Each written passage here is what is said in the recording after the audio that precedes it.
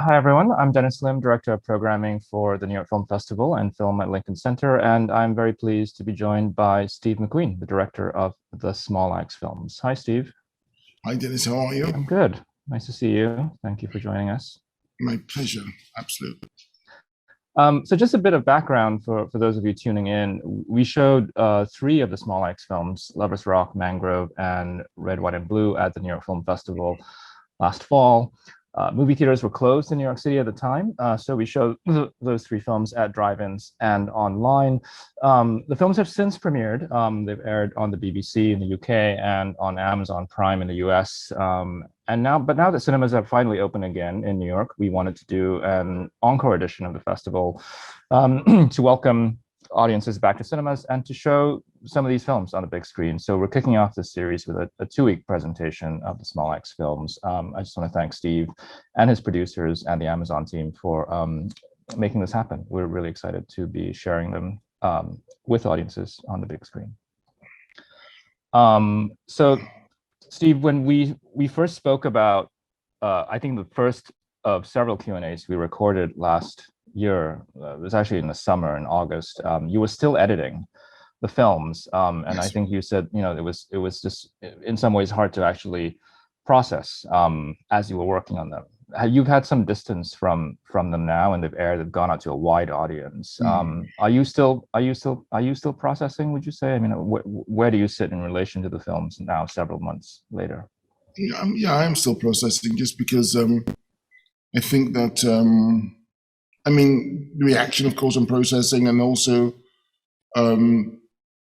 seeing things that I now recognize in a way, and other things which are still asking me questions.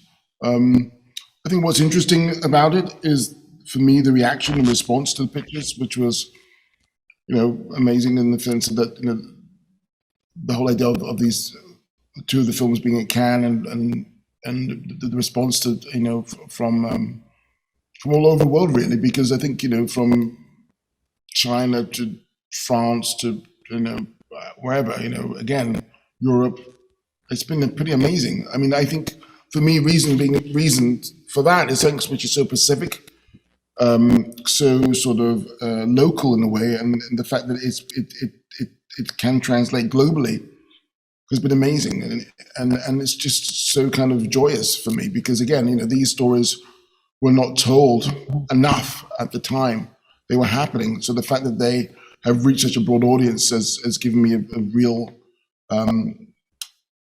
sort of joy, but also a sense of reflection on what's possible within cinema. Obviously, anything is, but it's just wonderful to sort of feel that people can respond to things which are, for me, very kind of personal. Yeah, I'm curious, especially about the response in the UK, because airing on. I'm excited to see them on the big screen, but I think it's also very meaningful that they were shown on the BBC in terms of accessibility, and this being about, as you said, untold stories of Black British lives. So I'm just curious about. It was very important that for me it was on the BBC. Like, as I said before, I wanted my mother to see it, and the fact that it sort of could go through the bloodstream of the country through the BBC, and any and everyone could have accessibility to these films was wonderful. That the idea that any and everyone within the United Kingdom could have accessibility to these films was like very, very important. So that broadness of scope, and also the fact that as well, I've never experienced anything like it, actually. I mean, I've been very fortunate to premiere my films in Cannes and Venice, New York Film Festival, of course, and Toronto, again, everywhere. We've been very fortunate, but to sort of have a debut on British TV and hearing and seeing all those responses, it's quite emotional, because in some ways you're invited into people's homes. You're invited, and I think there's a layer, there's a certain kind of a one removed layer taken away, because you're intimate with the viewer in their home. You become a guest. And to have that kind of reaction and response that we did, I was quite moved. As well as, of course, when we premiered the movies. I mean, the first time actually my goodness, was I think the first time that they were premiered in the world was New York Film Festival. My goodness. Well, Love Us Rock, was the first one, yeah.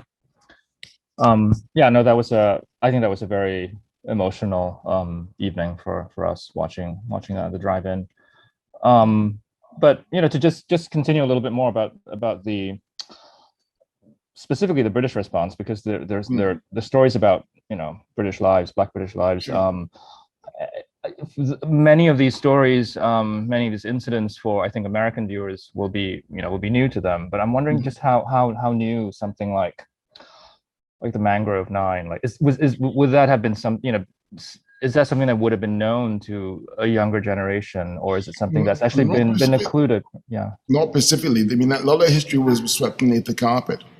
A lot of history was swept beneath the carpet. I mean, there was obviously people within the West Indian community, a lot would have known, but a lot wouldn't have known, because again, this was one victory in a lot of defeats during that time, and I think the people who I know of personally firsthand, because my father was a friend of Roland Gordon, and the day after the trial, which they won.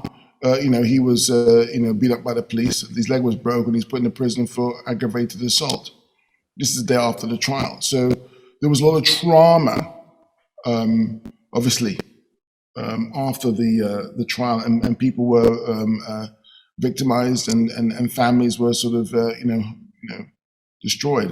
Similar to, you could think people in the Black Panther Party and the children of, and people were targeted. So therefore, I think a lot of times people didn't want to talk about it because they didn't know who they were talking to and who they could trust. So again, it was one of the most important cases in British history, as far as in the last in the last definitely 80 years. It was the longest trial during that time. What was it, 70? I can't remember. Was it 70 odd days or whatever? It was heavy. It's one of those things which got swept underneath the carpet. So again, you would have thought it would be well known, but it wasn't, and therefore that was our job, to sort of make it known and get people sort of interested in what happened. And again, I think forgive me to interrupt. No. What was important for me in actually filming of the story of Frank Critchlow. I mean, the fact that this gentleman opens a cafe and it becomes a center of the British establishment's worries about racial relations in UK, and and the constant harassment, and it gets to a situation where it goes to the highest court in the land, the Old Bailey, which is reserved for crimes of treason or murder, and these people are being sort of put on the stand for right in the fray. Tells you the extent of what the establishment thought that the threat of this sort of cafe was, because basically it was a meeting ground for people to converse, to eat. There were activists there, there were working class people there. It was a home away from home, and they thought that this could be a breeding ground for something bigger. So they wanted to stop it in its tracks. Yeah, I wanted to ask you about just this question of timing. I think the first conversation that we had about these films was almost exactly a year ago, because we were talking right in the wake of George Floyd's murder while you were making these films. And I think this inevitably, the films have been, obviously they're period films and they look back to an earlier time, but they have also been framed as films of this moment of reckoning, of an openness to having conversations about racial justice and systemic racism. And how do you feel about that? I mean, obviously all art is in conversation with its moment in some way, but I think this is an especially acute example of a film, just of a series of films, just sort of meeting the moment without you obviously consciously setting out to do so, because you started working on this before 2020. Yeah, well, I don't feel great about it. I mean, I wish George Floyd was still alive today. So the whole idea of art sort of mirroring what's happening now.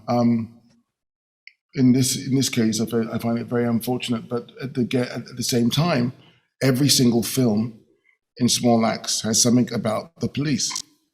and the constant harassment of the police in one way, shape, form, or the other. We have a film, an episode, Red, White, and Blue, where people are so fed up with that they think, okay, they can sort of, intervene by joining it and changing from the inside. Of course, we find out that that's not actually possible. So, it's almost like a constant, unfortunately. And I think what it is, in some ways, in a way, is how Black people in the West, all over the world's lives are tampered with and seen as a threat. Again, in this same year, last year, I mean, what happened in Paris with that DJ? And had there not been a camera in his room, and if he had not screamed for his friends, who knows what would have happened to him? The whole thing is just, what can I say, really? How do I answer that question, Dennis? Is the question that you ask, or is it just sort of, I'm just sort of meditating on what you said? It's, I mean, if anything, what it does is just, if anything, what it does, it just tells you that this is not a coincidence. If you to say the obvious, to say the obvious. Yeah, but and it's not local to the UK, obviously. I wanted to ask about timing in a different sense, in terms of why you thought this was the moment, to make these films for you, because you've been an established artist and filmmaker for years. You made films about like the Irish hunger strike and American slavery, and why this? Was it? Did you not make these films earlier because you weren't ready, or because you felt maybe the industry wasn't ready, or? Obviously, there are stories that have been with you for a long time. When I first did Hunger, I mean, I thought, again, I wanted to make noise, but at the same time, I thought, well, guess what? This might be the last film I ever make. So let's go out with two guns blazing. I mean, literally, I just wanted to sort of, that story about Bobby Sands was very personal. It was very, sort of, living in the UK. And having that memory of growing up with bombings and the IRA and whatnot, and having that memory of seeing Bobby Sands on TV as a young child, not knowing what the number next to him was his age, not knowing that, and my mother telling me this amount of days this person was on hunger strike. It was very visceral, and I thought, okay, what if this, because I thought, I wasn't here to sort of, I wasn't making. Film for me was all about. And the subject of Bobby Sands, in some ways, was all about feature film, was all about narrative. Because the idea came to me first, but what did the idea want to be? And the idea for me needed to be narrative, because I never made a movie before, obviously. So that was, okay, this is what I need to do. This is how I have to do it. Because I thought, hey, it's gonna be the last thing I ever make. But guess what? Maybe make some noise and that's it. Goodbye. So everything I do in that way is never. It's never about a journey. It's just about focusing on one thing, and that's it. So when I came to the situation after, Widows, I think, when I thought about, okay, well, now I was planning it before then, but it was about, I didn't have the tools at that time to deal with the situation. I needed the perspective. Maybe because my father passed, maybe because certain people were passing, stories were told. Yeah. As I said to you before, maybe I haven't said to you, maybe I've told this story once before. Not so long after my father passed, he told me the story of him as a young man going to Florida. Because what happened was, in the West Indies, there was a lot of migrant workers that would go from the West Indies. They get young men to go and to pick them up from all the West Indies and take them to Florida, where they would go and pick oranges. So this must have been in the late 50s, mid to late 50s. My father was picking oranges as a young man. These migrant West Indian workers, and they were at camp. And this camp was barricaded, so they would go pick the fruits in the daytime, and they were to be herded back to the camp afterwards.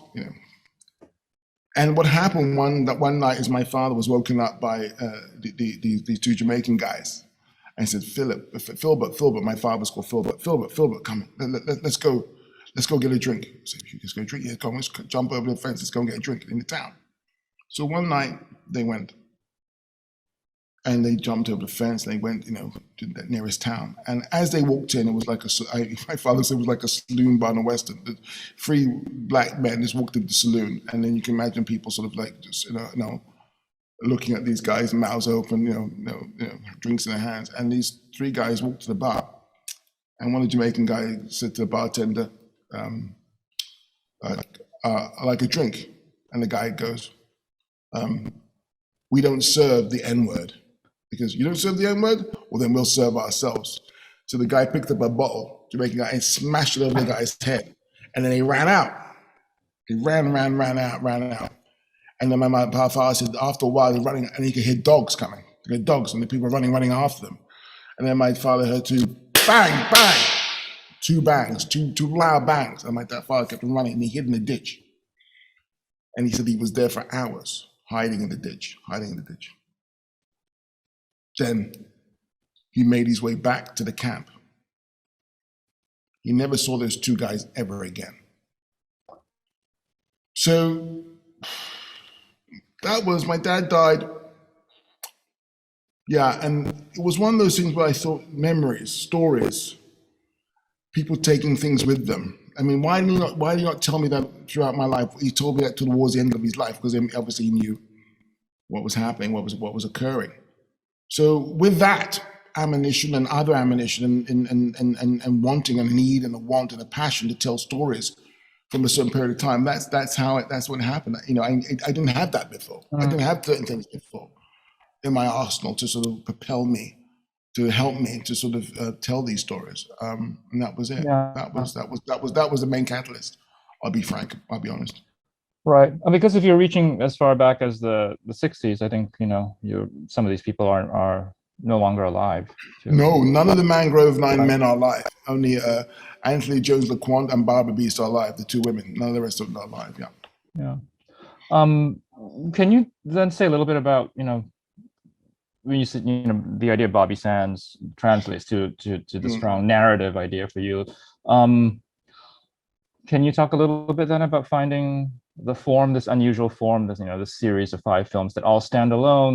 But they're also interrelated in some ways. They resonate with one another, yes. But they're also not a serial narrative the way television often is. But they're discrete, episodic, standalone films. Like, so, why did you, from this idea of wanting to tell these untold stories, how do you arrive at this form?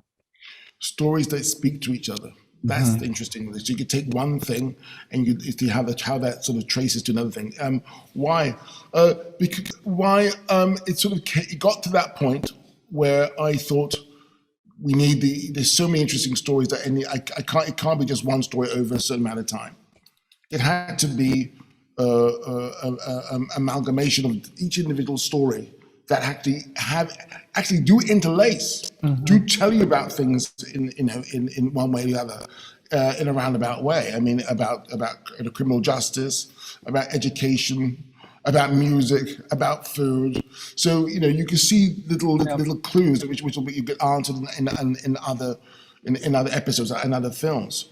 For me, it was also an ambition to sort of do as much as I can to fill the canon, more stories, more understanding of that time. So that was it. And of course, these are true stories, or a lot of them were. Even I would say Lovers Rock is a true story because that happened to my aunt. She was Cinderella. Going out at night, my grandmother, sneaking out of my grandma's house and coming back in the morning. Time for church. So it was about that. It was about trying to say as much as I could through individual stories. That was the ambition. And I think, again, the people are open. I mean, thank goodness. I mean, it's and also the timing. So the reason why each individual thing was different. One, Mangrove was 2 hours and 3 minutes. I think Lovers Rock was 72 minutes. I think Red, White, and Blue was 80-something minutes. Because we don't have commercials. There's no if, buts, or maybes in some ways of sort of have to have a certain length of half an hour. And also that's how much the narrative needed to be. Because what I wanted to make was, if I could, perfect narratives, no fat, no fat. I didn't want to have any fat on the bone, meaning that it had to be lean, it had to be straight, it had to be taut. Yeah. Very taut. Yeah. No fat.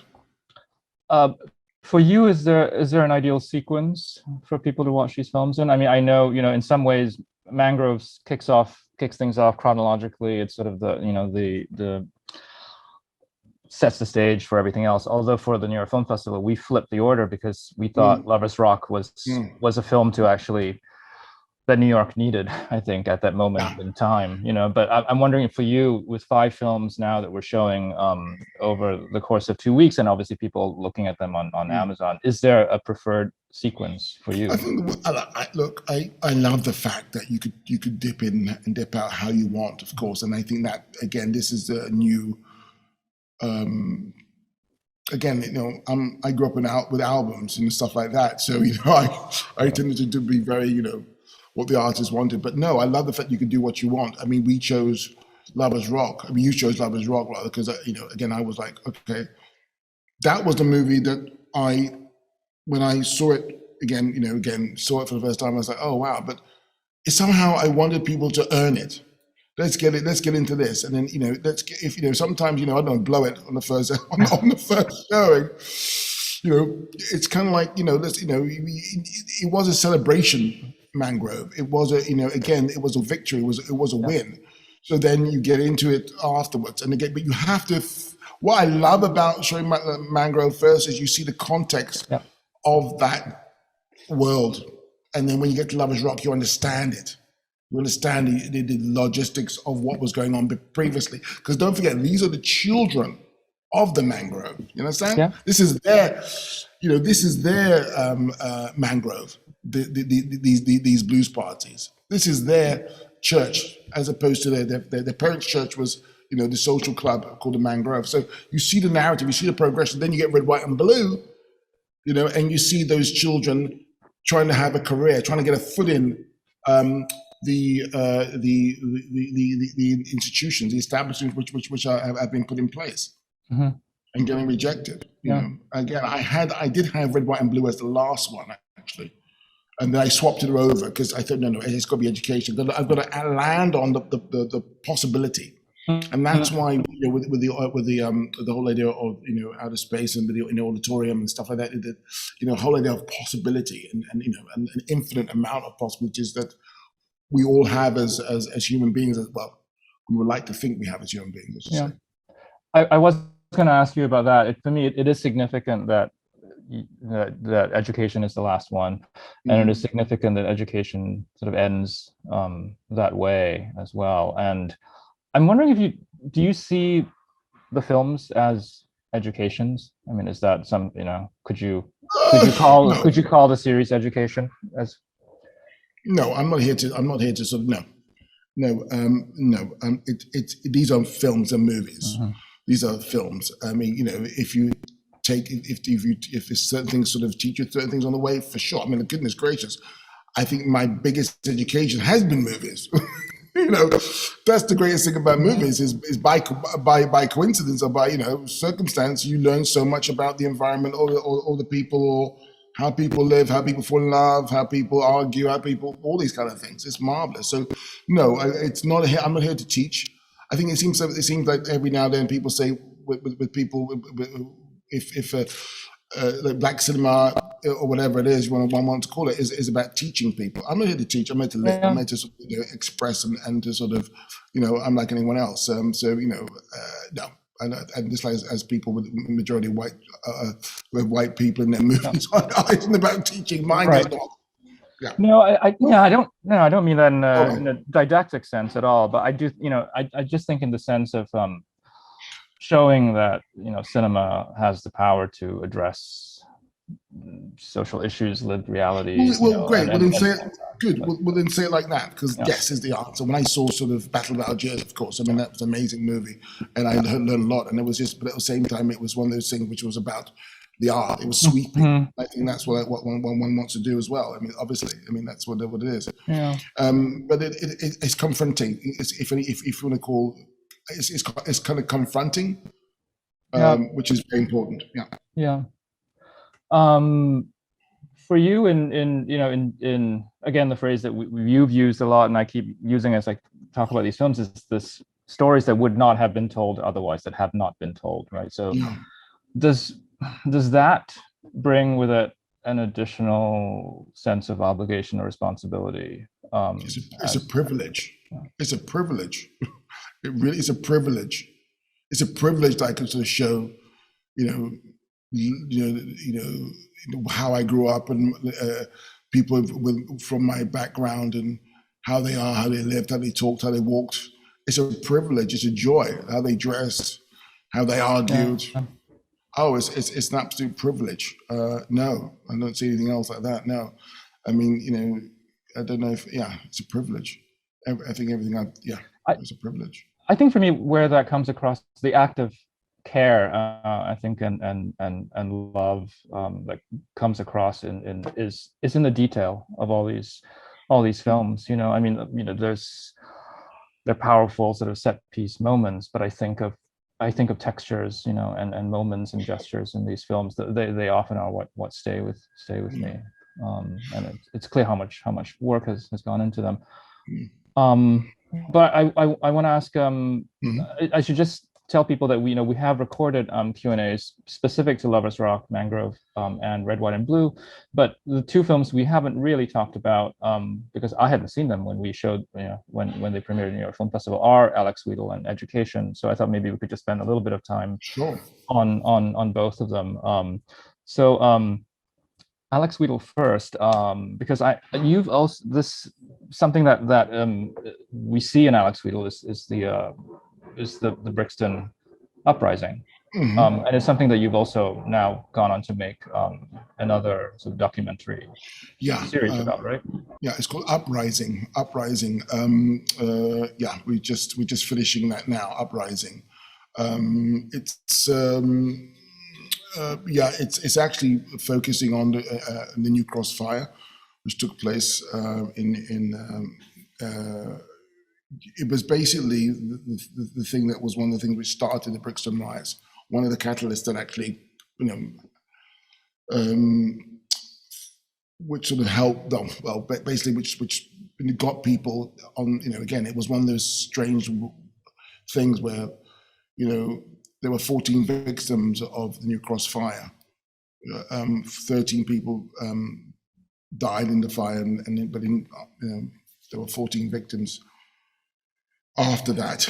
And it was basically at the start of well, it wasn't the start, but it was one of those catalysts that sort of broke the camel's back for the Brixton riots. And then with Alex Wheatle, we obviously we present it in the film, but also more importantly, before then was the Black People's Day of Action, which is an amazing situation what happened in the UK, where after the New Cross fire, people from all over England, Black people from all over England, all over Britain rather, came together to have this march on a Thursday, a working day, to shut down central London and to walk through London, which was absolutely incredible. Tens of thousands of people Black people walking through London. Amazing. And Alex. Sorry, but also I was going to say, Alex is, like several people in the Small X series, a real person the film is based on his experience. So he was a writer you were working with, and you decided to make. Yeah. So when we started Small X, I had a writer's room, but then I focused on two writers I wanted to work with, which were Alistair Siddons and Courtney Newland. And what happened was, before, I asked everyone to empty their handbags as such in the writer's room, and then Alex Wheatle told his story. And it was such an amazing story. I thought, my goodness, Alex, it'd be great if you want to write that story. But he didn't want to. So it was up to myself and Alistair Siddons to sort of talk to him, take his notes, and go off and write his story. I mean, Alex is a novelist. He's a young person's novelist himself, and a great one. But somehow it was maybe just too close to him.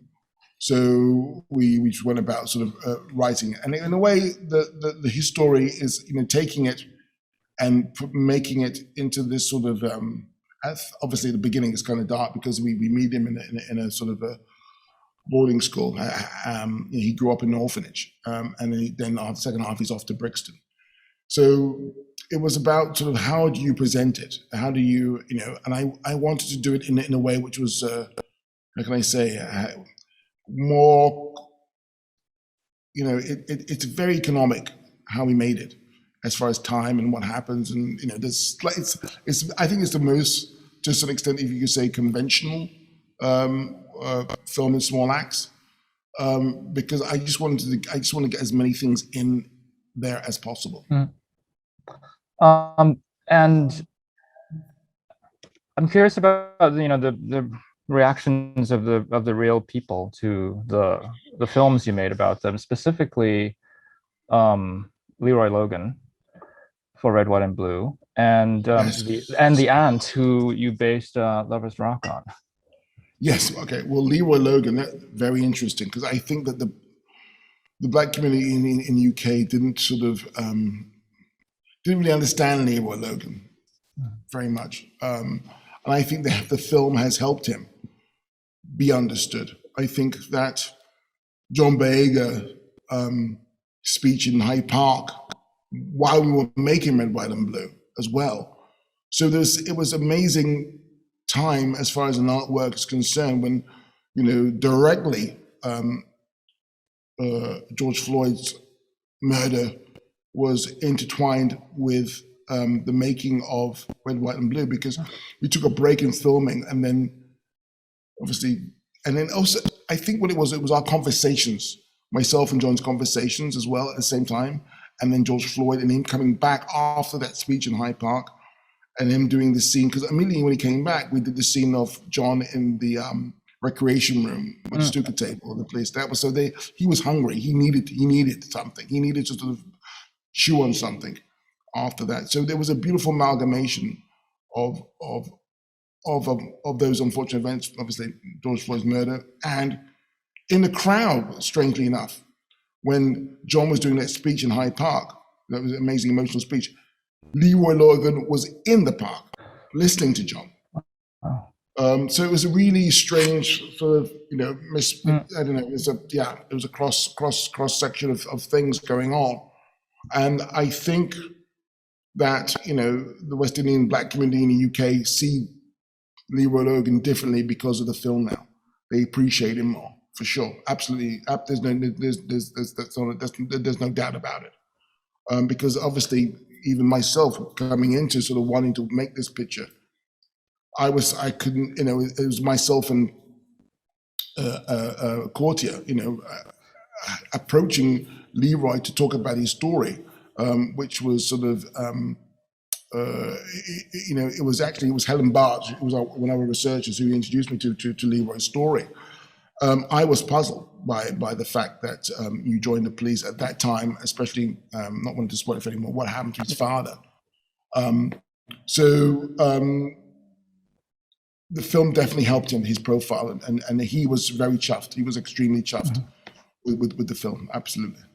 And you've mentioned that Lovers Rock is based on, what your aunt told you about sneaking out. Can I tell you one other story about Leroy? Yeah, please. Forgive me. So what happened was, the only day that Leroy was on set was when we were doing that. There was a scene with these kids in a social, kids at a what would you call it? A club, almost like a social center for children, young people. So the scene is John walks in as Leroy Logan, a policeman, to talk to the kids, and he's talking to them, and then as he talks to them, they all walk away from him.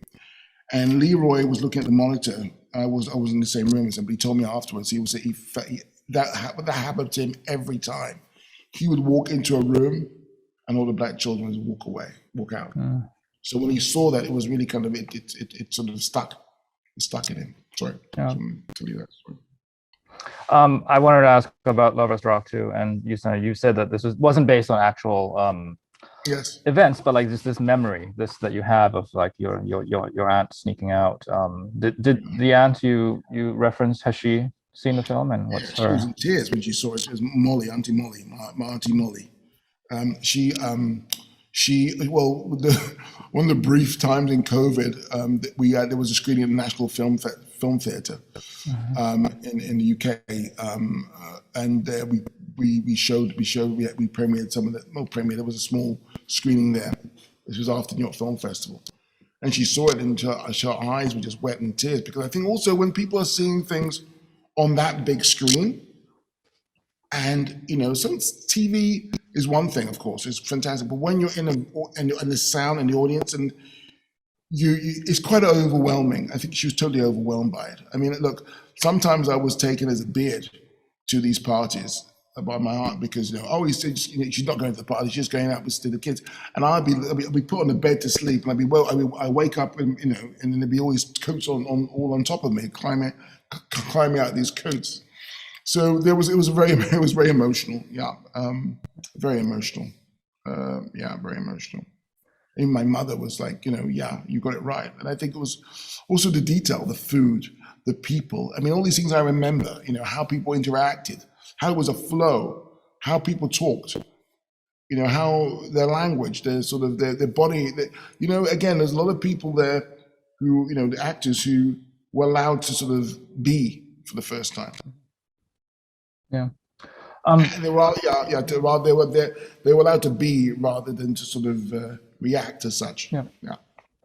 So I think let's maybe end with education, just sort of where the series ends, and it's also the one that you've described as based most directly on your own experience. Yeah. Yes, that was. What can I say? Well, that I put my story, because I went to school in the early 80s, mid 80s, went to school, and that would have been my fate had I sort of been at school at that time, the early 70s. There was these things called educationally subnormal schools. That's what they were called. Educationally subnormal schools, ESN schools. And what happened was kids were bussed out to these schools. And a large majority of those children were Black. And they were wrongly put in those schools because, it was to do with language. It was to do with these IQ tests, which was sort of, how can I say? I mean, I made a documentary about it called Subnormal recently. Yeah. I produced a documentary about it. And it tells you what was going on and what the government knew about this system, and how they knew that Black children, majority of Black children, a large proportion of Black children being sent there for the wrong reason, and they knew it. They knew it, and it's in writing. There was a secret document that was found, that was published, and that's how we got the book by Bernard Core that you see in the Subnormal, in Education, the film. So it was an amazing sort of time looking at that, and emotional in a way for me, because again, the only reason I'm speaking to you today is because of the Black Parents Association and other sort of collectives, which prevented these schools to continue. And we all should be, how can I say, grateful to these Black parents, not just for preventing these schools for Black children, of course, for white children who were there too. So everyone can have an equal crack at life as such. I'm going on a bit. Maybe I'm getting sidetracked, but I cannot praise these people enough. And I think what it is that's what Small X is about. Coming together, we can do so many things. And again, this is not about, as you said a bit before, about teaching. This is about, if you could make a movie about Spartacus, if you could make a movie about, Spider-Man or Superman, you should make a movie about these, these parents who did an amazing act against the odds. So that's what it's about. It's about the small things, which are huge. And I loved Kingsley as a character. Yeah. So just last question, can you say a bit more about the importance of ending with that scene? Kingsley reading his parents, his family, his mother reacting to that. It's a simple, it's very powerful scene to end on. I mean, I got to say if I could say if I have a favorite, that would be my favorite film at the anthology, just because it's so modest. I mean, we shot it on 16mm, and the reason why, again, that 16mm, I mean, I had problems with the BBC because they didn't want me to shoot on 16mm because they said it doesn't. There's some problem with the television transformation. I don't know, whatever, but we did it anyway. I wasn't going to not do it on 16mm. And again, I think it has that certain quality of things I used to watch as a kid. There's kind of Alan Clark movies, but also Play for Today. Yeah. So there's a kind of the grain is there, the grain, and also it actually glues. It attaches itself to the viewer. It actually attaches itself to you. But there's something about modest about also the frame rate, the frame ratio, but also there's an intimacy to it too, and then it's a child story, and in this sort of simplicity of just wanting to be allowed to dream, and those dreams in some ways having sort of having sort of obstacles put in front of it, and the fact that this child has been sort of his development has been sort of derailed a little bit, and then he gets into an environment like these Saturday schools that I actually went to as well. These Saturday schools, where you could flourish, where you could see people who have the same kind of interests, and people are similar to you, and people are encouraging and supportive. And it was just very moving for me to see this actor, Kenya, sort of take the reins, and it's just incredible. I mean, I was like, "Are you okay? Are you okay?" Yeah, I'm all right. I was like, "Okay, let's go, action." I mean, it was just beautiful. So the modesty of it, and also I just love where we put the camera. It was limitation is freedom. That's what it is. Yeah. Limitation is freedom. You don't need to sort of climb Mount Everest. You don't have to sort of parachute off, I don't know what, climb or whatever sort of, what they call it, what do people call it?